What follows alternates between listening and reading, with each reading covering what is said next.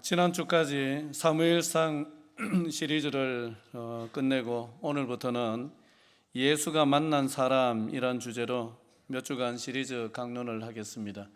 예수를 만난 사람이 아니라 예수가 만난 사람, 예수께서 만나주신 사람들이 어떤 사람들인가, 그런 데 초점을 맞추어서 말씀을 나누고자 합니다. 이삿짐 센터라든지 포장이사라는 것이 없던 시절에 교인 중에 누군가 이사를 하게 되면은 교회 학생들이나 청년들 우르르 몰려가서 이삿짐을 나눠주고 했던 시절이 있었습니다. 수고비는 점심 식사 때 짜장면 한 그릇, 그거면은 충분히 만족하고 계산 없이 그저 나와서 함께 돕는 것을 굉장히 기쁨으로 여기던 그런 시절이었습니다. 이삿짐을 나를 때에 나르다 보면 원칙이 있습니다.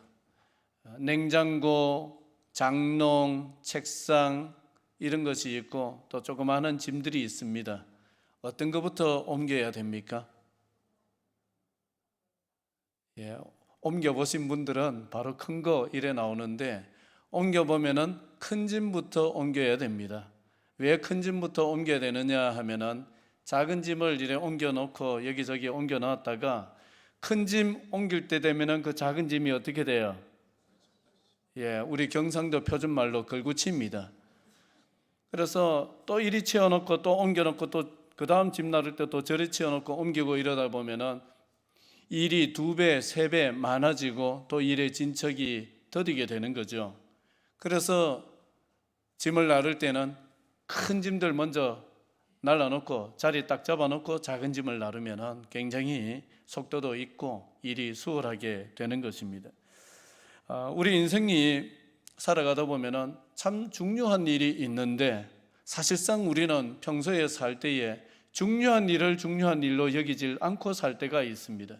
그래서 중요한 일을 뒤로 미루는 거예요. 아니면은 중요한 일인데 이게 크고 중요한 일일수록 사람들은 부담이 느껴지니까 부담스러운 일은 바로 하려는 사람도 있지만은 대체로 사람들은 부담스럽고 힘든 일을 뒤로 미뤘다가 하려는 이 습관이 있습니다. 그러다 보면은 중요하고 또 큰 일인데 뒤로 밀어놨다가 나중에 이것이 발목을 잡게 되어서 삶이 굉장히 흐트러지는 일이 생긴단 말이죠. 우리 인생에 있어서 정말 중요한 일은 우리가 사실은 평소에 잘 모르는 일입니다.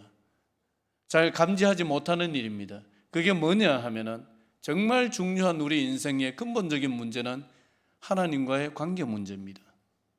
그리고 죄의 문제입니다. 사실 이것이 우리 인생의 가장 근본적인 문제임에도 불구하고 우리는 항상 일상에서 마주치는 일들을 크게 여기고 그거 먼저 처리를 하는데 사실 우리가 가장 먼저 처리해야 되는, 가장 먼저 붙들고 신경을 써야 되는 일은 하나님과의 관계이자 또 하나님과 내 사이를 가로막고 있는 죄의 문제입니다. 이것이 인생의 근본 문제입니다.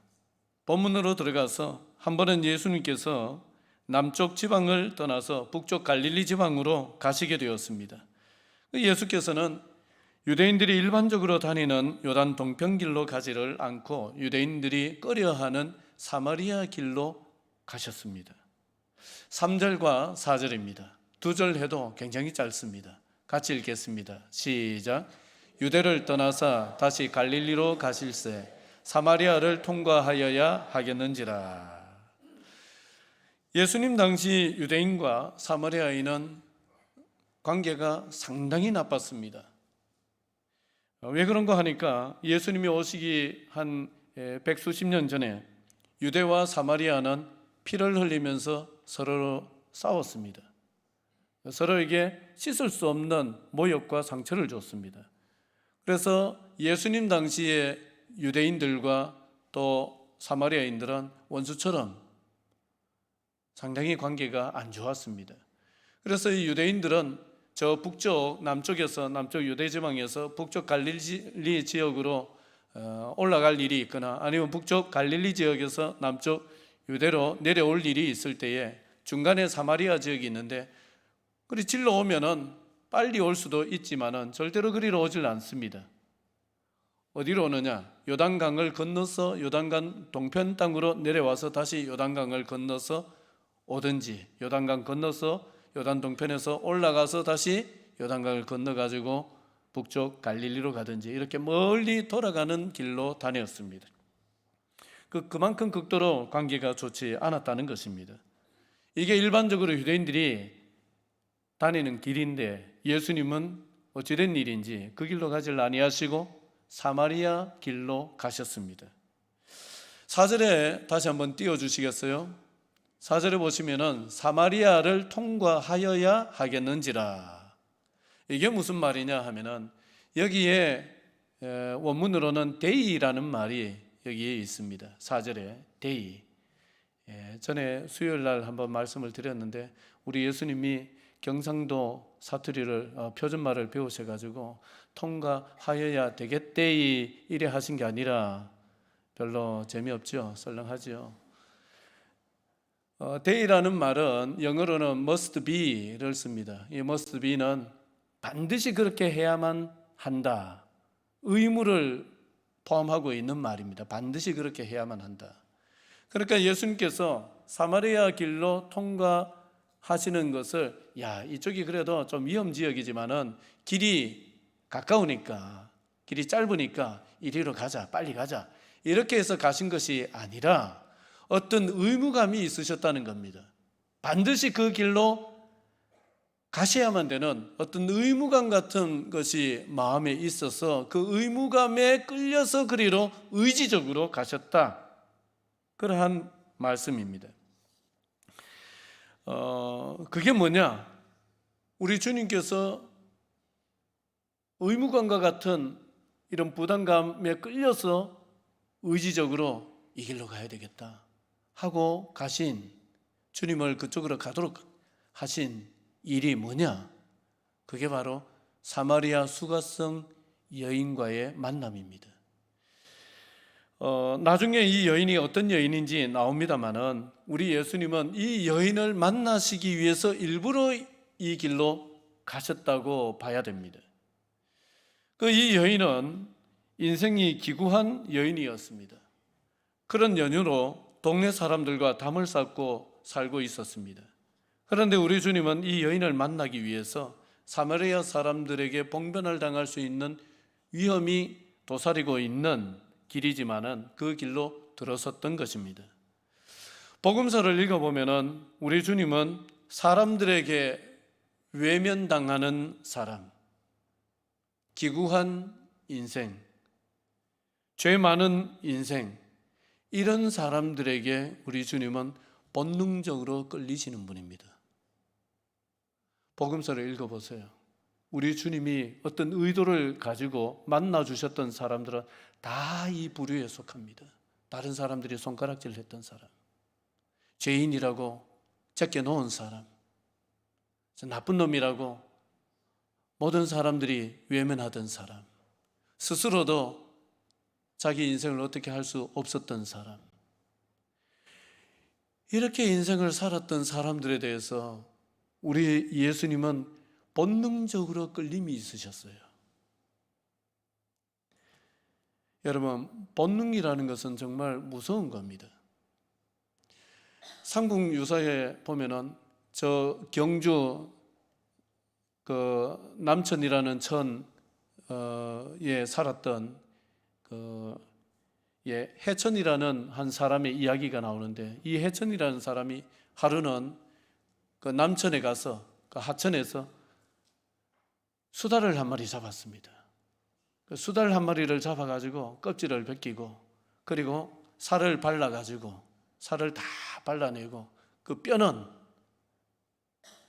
집 뒤에다가 탁 버려놨습니다. 그래 고기를 맛있게 먹고 그 다음 날 뒤뜰에 가보니까 뼈가 없어요. 뼈가 없는데 그 뼈에 피가 묻어 있었는데 핏방울이 뚝뚝뚝 떨어져 있어서 핏방울이 떨어져 있는 그걸 따라서 가보니까 놀랍게도 그 뼈가, 수달뼈가 제 집에 가서 새끼들을 이렇게 안고 있더랍니다. 물론 그럴 리는 없겠죠. 물론 실제로 그런 일은 아니었겠죠. 그런데 이 이야기가 담고 있는 게 그거잖아요. 본능, 어미의 본능. 죽어서도 누구를 못 잊습니까? 새끼를 못 잊습니다. 새끼가 태어난 지 얼마 안 됐는데 이 수달 어미는 잡혀가지고 죽었어요. 죽어서도 자기 새끼들 생각이 나서 뼈가 되어서라도 제 집에 가서 새끼들을 이렇게 안아줬다. 그러한 이야기입니다. 여러분, 이것이 본능인데 우리 주님에게 있으셨던 본능이 이런 것입니다. 우리 주님은 소외된 사람들, 버림받은 사람들, 외면당하는 사람들, 가슴 아픈 사람들, 내 스스로도 내 인생이 참 용납하기 싫고 내가 못나 보이고 이런 마음을 가진 사람들에 대해서 우리 주님은 이런 본능적인 끌림이 있으시고 이런 본능적인 사랑을 가지고 계세요. 그게 우리 주님이십니다. 예수님 일행이 사마리아 수가라는 마을에 도착을 해서 제자들은 뭐라도 먹을 것을 좀 얻어와야 되겠다 해서 마을로 먹을 것을 구하러 갔고 예수님 혼자 그 수가성 동네 어귀에 있는 우물가에 앉아서 쉬고 계셨습니다. 그때 문제의 그 여인이 물동이를 이고는 물을 기르러 왔습니다. 자, 6절과 7절인데요. 같이 읽겠습니다. 시작. 거기 또 야곱의 우물이 있더라. 예수께서 길 가시다가 피곤하여 우물 곁에 그대로 앉으시니 때가 6시쯤 되었더라. 사마리아 여자 한 사람이 물을 기르러 왔음에 예수께서 물을 좀 달라 하시니. 자, 이 여인이 물을 기르러 왔는데 몇 시쯤에 왔습니까? 6시쯤에 왔습니다. 여러분, 시간을 셀 때 우리는 밤 12시부터 0시, 새벽 1시가 1시, 2시, 3시, 4시, 5시, 6시면은 아침 6시입니다. 유대인들이 시간을 잴 때는 아침 6시부터 잽니다. 그래서 아침 6시가 0시고 아침 7시는요? 너무 어려운 문제를 냈습니까? 아침 6시가 0시면은 아침 7시는요? 이게 1시입니다. 아침 9시는요? 3시입니다. 6시면은요? 낮 12시입니다. 더운 지방입니다. 낮 12시면은 다들 활동을 중단한 채 오침합니다. 쉬는 시간입니다. 그 시간에 물을 기르러 올 리도 없습니다. 그런데 그 시간에 물을 기르러 왔습니다. 그리고 예전에 우물에 물 기르러 갈 때 혼자 갑니까? 아니면은 동네 사람들 여럿이 어울려 가지고 같이 갑니까? 혼자 갑니까? 어울려 갑니까? 어울려 가죠. 그래서 우물가에 가면은 막 동네 소식 이것저것 전부 다 쏟아지는 게 그게 우물가 아닙니까? 그런데 이 여인은 같이 왔어요? 혼자 왔어요? 혼자 왔습니다. 여러분, 이것은 힌트입니다. 생각을 해보라는 거죠. 이 여인은 지금 주변 사람들, 동네 사람들하고 관계가 좋아요. 닫아 잠그고 살고 있어요. 닫아 잠그고 안 만나려고 혼자서 그 땡볕에 아무도 물 기르러 가지 아니하는 그 땡볕에 혼자서 다른 사람 안 만나려고 다른 사람들 다 자고 있는데 혼자 물동이 들고 물 기르러 왔던 것입니다. 아무도 없을 거라 생각을 했겠죠. 그런데 우물가에 와보니까 한 낯선 남자가 앉아 있는데 딱 보니까 사마리아 사람이 아니라 유대인이에요. 그래서 예수님께서 물 좀 달라고 그러시니까 이 여인이 대답을 합니다. 당신은 유대인인데 어찌하여 사마리아 여자인 나에게 물을 달라 합니까? 여러분, 이런 것을 좀 까칠하다 그러잖아요. 같이 해볼까요? 까칠하네. 까칠해요. 성격일 수도 있겠지만은 여기서 이 여인이 보여주고 있는 행동은 방어 기제입니다. 방어 기제는 어떤 것이냐 하면은 다른 사람이 내 삶에 깊숙이 들어오지 못하도록 이렇게 바리게이트를 치는 거예요. 좀 거리를 두는 거예요. 까칠하게 탁 받아치는 것도 더 이상 묻지 말라는 거죠. 당신하고 얘기하기 싫으니까. 그런 방어 기제입니다. 여러분, 사람마다 사용하는 방어 기제가 조금씩 다르지만은 누구에게나 이 방어 기제라는 게 있어요. 어떤 사람은 굉장히 예의가 바른데 예의 바른 사람 쉽게 대할 수 있습니까? 없습니까? 어렵습니다. 그것도 하나의 방어 기제가 될 수 있습니다. 이러한 방어 기제, 이 방어 기제를 가지고 있다는 것은 사람이 외롭다는 증거입니다. 사람은 다 외로운 존재들입니다. 아무리 사람들과 시끌벅적 섞여 어울려도 역시나 우리 존재는, 사람이란 존재는 혼자입니다. 아담 이후에 죄성을 가지고 태어난 인간은 모두가 본질적으로 외로운 존재, 혼자입니다. 표면적인 외로움은 친구를 만나서 또 같이 어울리고 수다를 떤다든지 무슨 재미난 활동을 한다든지 이렇게 하면은 어느 정도 해소가 됩니다. 하지만은 우리에게는 이런 표면적인 외로움뿐만 아니라 본질적인 외로움이라고 할 수 있는 영혼의 외로움이 있어요. 영혼이 외롭습니다, 사실. 영혼이 왜 외롭냐? 떨어져 나와서 그렇습니다.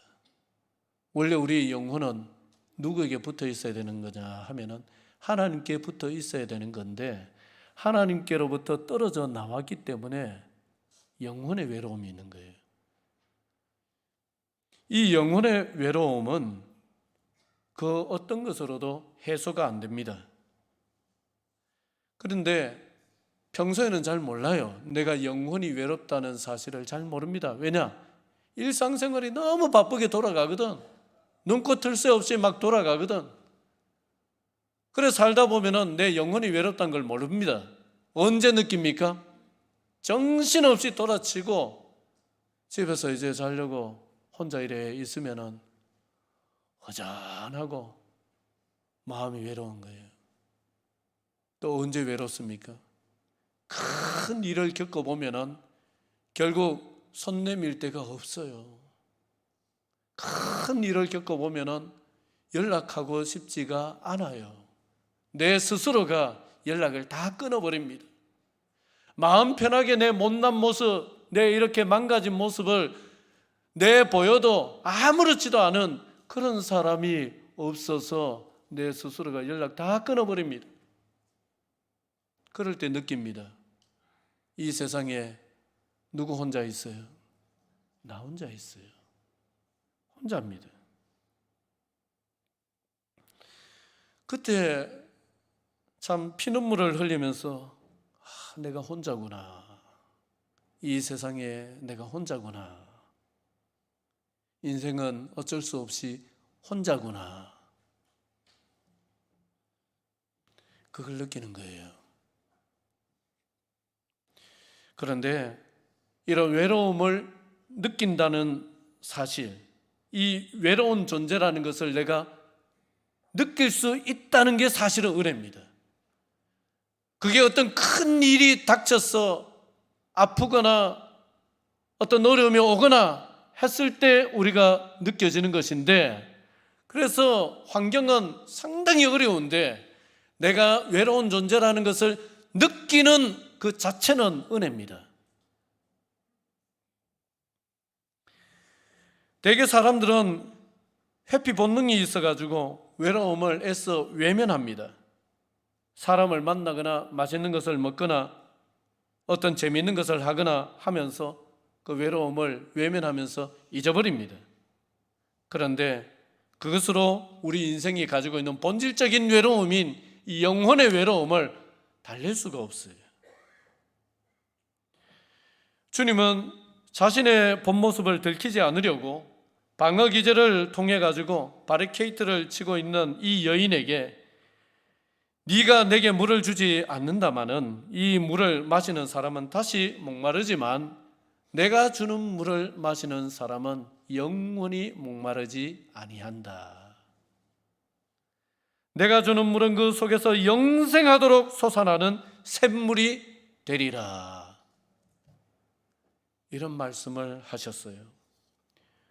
외로움, 인생의 문제, 우리 영혼의 목마름은 세상의 것으로 채운다고 채워지지 않습니다. 감춘다고 해서 이게 사라지는 것도 아닙니다. 여전히 내 속에 머물러 있어서 불쑥불쑥 나와서 나를 힘들게 합니다. 영원히 목마르지 않는 샘물이 되시는 주님께 나아가서 내 자신이 외로운 존재라는 것을 가감없이, 주님, 저는 사실 이렇습니다. 지금 제가 이런 형편입니다. 제 주변에 사람들이 있지만은, 가까운 사람들도 있지만은 이런 것까지는 제가 내놓지를 못하겠습니다. 그렇게 할 때에 우리 주님께서 내 내면에 있는 이 영혼의 외로움을 어루만지기를 시작을 하세요. 다시는 목마르지 않는다는 이 말에 여인은 도리어 예수님께 그 물을 달라고 부탁합니다. 예수님이 물 달라 할 때는 매몰차게 거절을 하더니만은 이제 자기가 예수님에게 이 물을 달라고 그래요. 자, 15절인데요. 같이 읽겠습니다. 시작. 여자가 이르되 주여 그런 물을 내게 주사 목마르지도 않고 또 여기 물 기르러 오지도 않게 하옵소서. 예수님이 내가 주는 물은 받아 마시면 영원히 목마르지 아니한다. 예수님이 주시는 이 물은 마시는 물입니까? 영혼의 생수입니까? 그러니까 영혼의 생수입니다. 영생입니다. 영혼의 구원입니다. 하나님을 만나는 것입니다. 그걸 말씀을 하시는데 이 여인은 알아듣지를 못해요. 한 번 마시면은 다시는 물 안 마셔도 되는 그런 물이 어디 있는 줄 알고 그런 마시는 물을 달라고 하는 거예요. 사람이 항상 이렇습니다.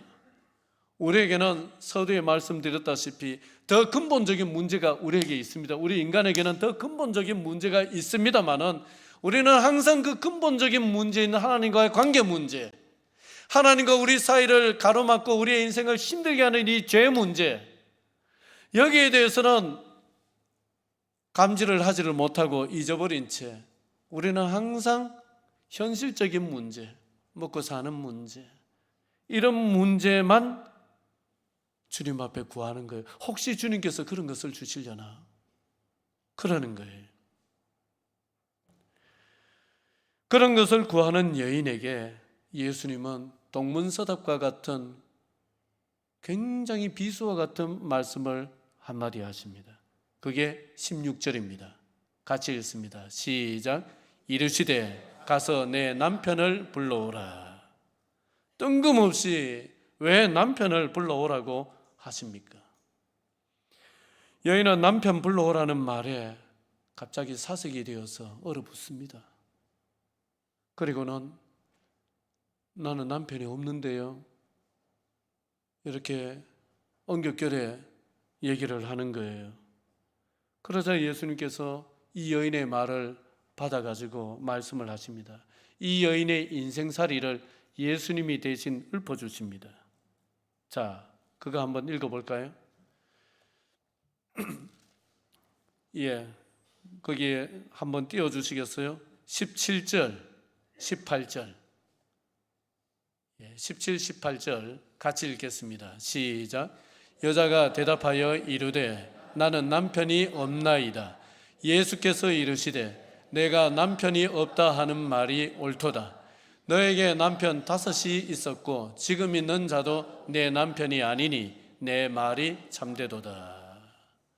예수님이 이 여인의 인생을 읊어주시는데, 그래, 네가 남편이 없다고 얘기할 수밖에 없겠지. 네가 남편이 몇 명이 있었는데 5이 있었는데 지금 같이 사는 사람도 네 남편이 맞다 아니다 아니라는 거예요. 여러분, 이 여인은 예수님이 읊어주신 대로 참 기구한 인생을 살았고 지금도 살아가고 있습니다. 그런데 여기서 정말 놀라운 포인트는 뭐냐 하면은, 여러분, 보통 사람 같으면은 이거 물어보겠어요? 안 물어보겠어요? 물어보겠어요? 안 물어보겠어요?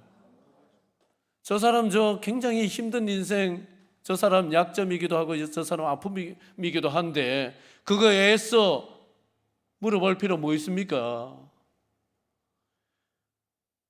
아픈 부분을 건드리지 않는 것이 보통 사람들인데 원수지간이면 건드리겠죠. 안 건드립니다.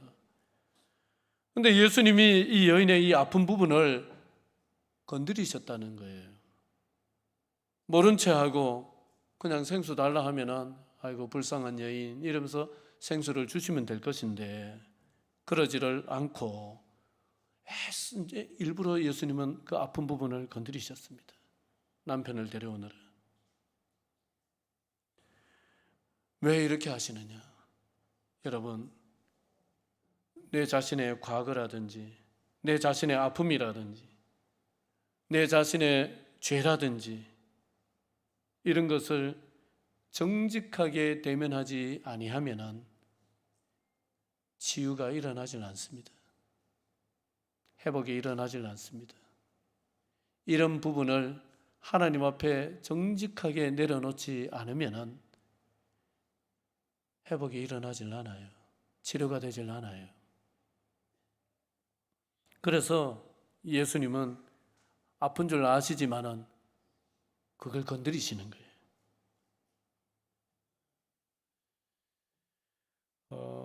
제가 아는 어떤 한 목사님이 헌신 예배 설교를 하러 가셨어요. 모교회에, 그 목사님이 자라난 모교회에 헌신 예배 설교를 해달라고 초청을 받아가지고 헌신 예배 설교를 하러 가셨는데 굉장히 은혜롭게 설교를 잘 하고 이제 내려와서 모교회의 성도들과 같이 인사를 나누다가 문제가 생겼습니다. 마음이 굉장히 기분이 상했습니다. 다들 이 목사님이 그 교회 출신으로서 참 도시에 가서 큰 교회 몇백 명 되는 아주 규모가 있는 교회에 담임으로서 그렇게 목회를 잘 하고 있었거든요. 그래서 다들 인사를 하는데 아이고 목회 잘하고 있다는 소식 들었다. 뭐 그 교회가 그렇게 큰 교회에서 또 목회를 잘한다면서 뭐 이러면서 아이고 목사님 하면서 인사를 하는데 한 사람이 그러는 거예요. 네 봉산의 집 동석이 아이가? 그러는 거예요. 이 목사님 이름이 동석이었는데 그 아버지가 앞을 못 보는 시각 장애인이었어요. 그 옛날에 뭐라고 불렀어요? 봉사라고 불렀잖아요. 봉사. 요즘은 시각 장애인 그러지만은. 그래 아버지는 시각 장애인이어서 경제 생활이 안 됩니다. 그래 그 어머니가 동네에 이런저런 일 도와주고 또 동네에 고물 같은 거 빈병 이런 거 주워가지고 팔아가지고 겨우 이 집이 입에 풀칠하면서 살았어요. 그 얼마나 참 그 어려웠던 그 과거입니까? 그런데 굳이 그 얘기를 하는 거예요. 그 사람이. 네 봉산의 집 누구 아이가?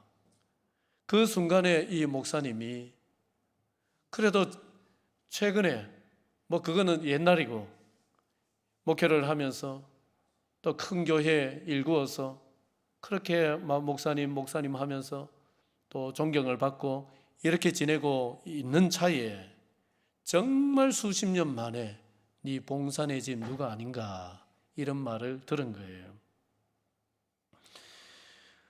그러면서 그 이후 며칠간 목사님은 기분이 몹시 좋지가 않았습니다. 그런데 그러면서 깨달았습니다. 뭘 깨달았느냐? 나는 아직 상처가 치유되지 않았구나. 여러분, 다 치유되면은 건드려도 아파요, 안 아파요? 안 아픕니다. 다 안 나으면은요, 그냥 슬쩍 스치기만 해도 아픕니다. 그러니까 이 목사님은 자기는 이미 오래전에 그런 일 지나갔고 지금은 굉장히 괜찮은 상태고 그래서 괜찮은 줄 알았는데 그 말 한마디에 마음이 다 무너진 거예요. 너무 기분이 나쁜 이런 자신을 보면서 나는 아직 그것을 극복을 못하고 있구나. 그 말에 왜 내가 이렇게 기분 나빠할까?